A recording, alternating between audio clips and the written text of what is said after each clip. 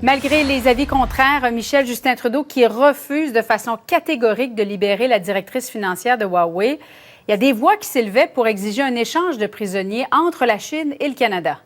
Oui, effectivement, parce qu'on a lu la lettre d'une vingtaine d'anciens ministres, diplomates, magistrats, dont Louise Arbour, qui disent au Canada, écoutez, libérez Meng Wanzhou, redonnez-la à la Chine et nous aurons en échange Michael Kovrig et Michael Spavor incarcérés de façon arbitraire, dit Justin Trudeau en Chine.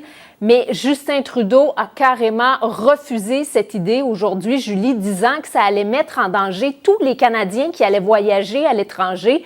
Pourquoi? Parce que des gouvernements pourraient faire pression de cette manière sur le Canada. On peut l'écouter.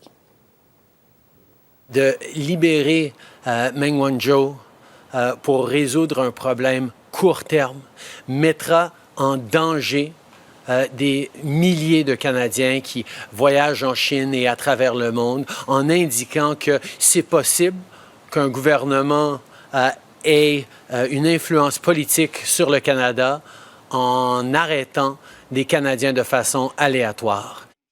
Et par ailleurs, Michel, le premier ministre critique également les provinces pour le grand nombre de décès qui sont survenus dans les centres pour aînés. Oui, c'est l'Institut canadien sur l'information en santé qui a réalisé une étude et on voit, Julie, que le Canada a le pire bilan de 17 pays de l'OCDE en ce qui a trait à la proportion de décès dans les CHSLD à 81 % au Canada. Justin Trudeau s'est dit évidemment préoccupé, mais à son avis, ce qu'il faut faire à ce moment-ci, c'est constater qu'il y a eu un échec de la part des provinces et ensuite voir s'il n'y a pas des normes fédérales à mettre en place pour les centres de soins de longue durée. On l'écoute à nouveau. Ça prend plus de normes, plus de rigueur, plus de protection pour nos aînés dans nos centres d'aînés à travers le pays. Il faut que ça change, il faut qu'il y ait des améliorations. C'est important d'avoir des conversations avec les premiers ministres des provinces là-dessus parce que c'est leur responsabilité et c'est eux qui ont échoué à bien protéger nos aînés.